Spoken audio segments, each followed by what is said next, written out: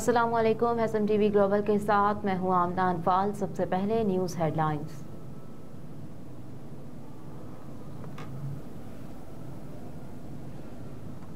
निगरान वज़ीर दाखिला सरफराज बुगटी का कहना है कि हमें पार्लियामेंट और मीडिया में दहशत गर्दों की हिमायती आवाज़ को कुचलना होगा। इस्लामाबाद में एक तकरीब से खिताब करते हुए सरफराज बुगटी ने कहा कि साजिशी अनासिर ने हमेशा मुल्क को गैर मुस्तहकम करने की कोशिश की, पाकिस्तान पर दहशत गर्दी के नाम पर जंग मुसल्लत की और मुल्क के खिलाफ इंटेलिजेंस सिविल वार शुरू भी की गई।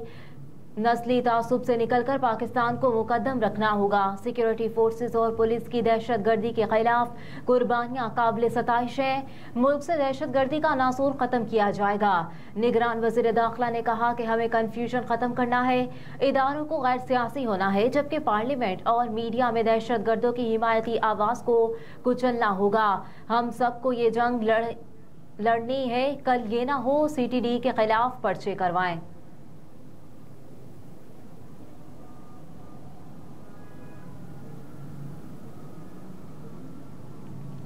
ओवरसीज कम्युनिटी का अफवाज पाकिस्तान से वालेहाना मोहब्बत का इजहार।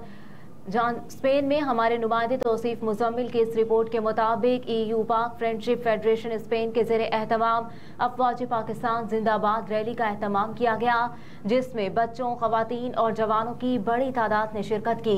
शुरका rally army chief Asim Munir जिंदाबाद, तेरा ज़मीर मेरा ज़मीर, आसिम मुनीर पाकिस्तान जिंदाबाद के फलक शिगाफ नारे बुलंद करते रहे। पाकिस्तान का सब्ज़ हिलाली परचम और आर्मी चीफ आसिम मुनीर की बड़ी तस्वीर उठा रखी थी। चेयरमैन EU पाक फ्रेंडशिप फेडरेशन चौधरी परवेज इकबाल लोसर ने अपने खिताब में कहा कि एक साल में आर्मी चीफ आसिम मुनीर ने पाकिस्तान की मईशत को मजबूत करने में अहम किरदार अदा किया और मुल्क दुश्मनों को नकेल डाली। ओवरसीज पाकिस्तानी अपने आर्मी चीफ और अफवाज पाकिस्तान के साथ हैं। उन्होंने कहा कि मैं आर्मी चीफ से दरख्वास्त करूंगा कि वो इस्लामाबाद में ओवरसीज सरमायाकारी कॉन्फ्रेंस का इनेकाद करें। ओवरसीज पाकिस्तानी अपने वतन अजीज में सरमायाकारी करना चाहते हैं और मुल्क की मजबूती चाहते हैं। कहा कि जिस तरह पाकिस्तान इस्तेहकाम की राह पर चल निकला, ओवरसीज पाकिस्तानी मुतालबा करते हैं कि मजीद 2 साल तक आसिम मुनीर मुल्की मामलात को आगे बढ़ाएं।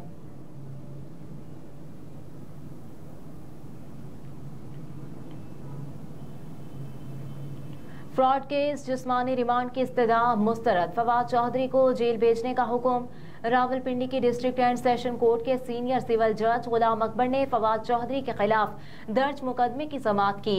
जिस्मानी रिमांड खत्म होने पर एंटी करप्शन पंजाब की जानिब से फ्रॉड केस में गिरफ्तार साबिक वज़ीर इत्तलात फवाद चौधरी को रावलपिंडी की मकामी अदालत में पेश किया गया। अदालत ने एंटी करप्शन की 7 रोज़ा जिस्मानी रिमांड की इस्तदा मुस्तरद कर दी। फवाद चौधरी को जुडिशल रिमांड पर जेल भेज दिया गया।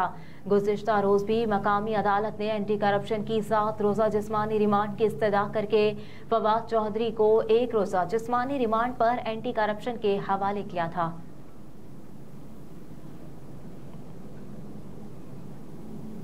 पेशावर हाई कोर्ट ने इलेक्शन कमीशन को तहरीक इंसाफ के खिलाफ फैसले से रोक दिया। पेशावर हाई कोर्ट के जस्टिस अतीक शाह और जस्टिस शकील अहमद पर मुश्तमिल 2 रुकनी बेंच ने इंट्रा पार्टी इंतखाबात से मुतालिक इलेक्शन कमीशन का तहरीक इंसाफ को नोटिस जारी के खिलाफ केस की समाअत की। काजी अनवर एडवोकेट ने अदालत में कहा कि इलेक्शन कमीशन इंट्रा पार्टी इंतखाबात के खिलाफ केस नहीं सुन सकता, अलबत्ता कमीशन तहरीक इंसाफ से बल्ले का निशान ले सकता है। अदालत ने इस्तफसार किया कि ये आप अब से कैसे अंदाजा लगा सकते हैं। इस पर काजी अनवर ने जवाब दिया कि इलेक्शन कमीशन अपने दायरा इख्तियार से तजावुज कर रहा है।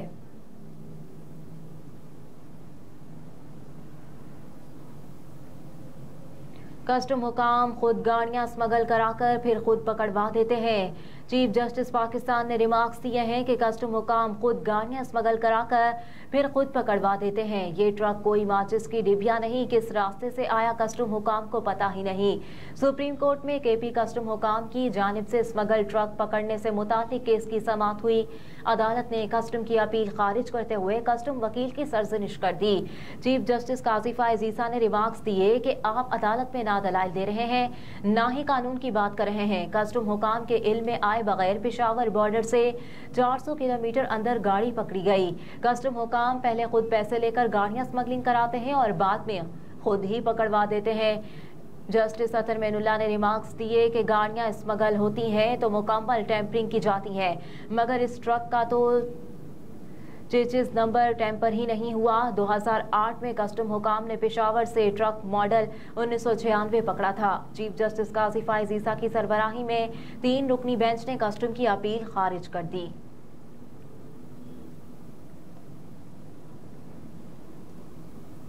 पाकिस्तान स्टॉक मार्केट में अचानक मंदी, इंटरबैंक में डॉलर महंगा। कारोबारी हफ्ते के पहले रोज कारोबार के दौरान पाकिस्तान स्टॉक एक्सचेंज में 307 पॉइंट्स की कमी हुई, जिसके बाद 100 इंडेक्स 65,915 पॉइंट्स की सतह पर ट्रेड कर रहा है।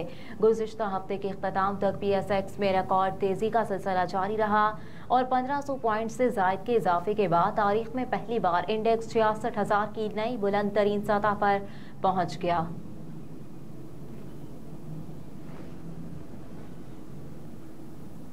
एशियाई तरक्याती बैंक ने पाकिस्तान के लिए मजीद कर्ज की मंजूरी दे दी। ADB ने पाकिस्तान के लिए मजीद 15 करोड़ 55 लाख डॉलर कर्ज की मंजूरी दी है। एलामिये में कहा गया कि रकम खवातीन में स्मॉल मीडियम इंटरप्राइजेस के शोबे में बेहतरी और फरोग के लिए इस्तेमाल होगी। 6 दिसंबर को भी एशियाई तरक्याती बैंक ने पाकिस्तान के लिए 75 करोड़ 88 लाख डॉलर के कर्ज की मंजूरी दी। ADB के मुताबिक पाकिस्तान के लिए 75 करोड़ 88 लाख डॉलर कर्ज की मंजूरी दी गई है और ये रकम 3 मुख्तलिफ मंसूबों पर खर्च की जाएगी, जबकि फंड्स की फराहमी का मकसद पायदार मुआशी तरक्की के हदफ को हुसूल है।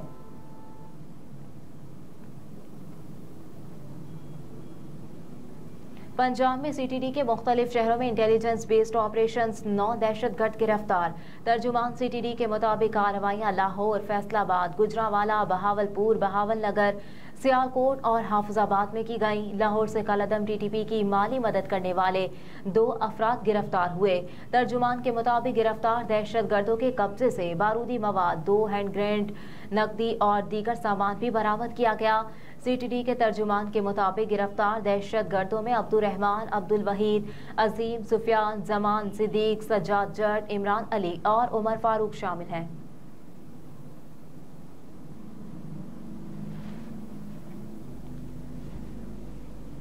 पाकिस्तान क्रिकेट बोर्ड ने PSL 9 के लिए गोल्ड कैटेगरी में शामिल प्लेयर्स की फहरिस्त जारी कर दी। गोल्ड कैटेगरी में 49 पाकिस्तानी प्लेयर्स शामिल हैं, जिसमें हैदर अली, हारिस सुहेल और इमामुल हक, यामिर यामीन, अहमद शहजाद, आबिद अली, असद शफीक और अरशद इकबाल को शामिल किया गया है। बिलाल आसिफ, बिलावल भट्टी भी गोल्ड कैटेगरी का हिस्सा है। PCB के मुताबिक सलमान अली आगा, सऊद शकील, सुहेब मकसूद, शाहनवाज धानी और उमर अकमल भी गोल्ड कैटेगरी में शामिल है।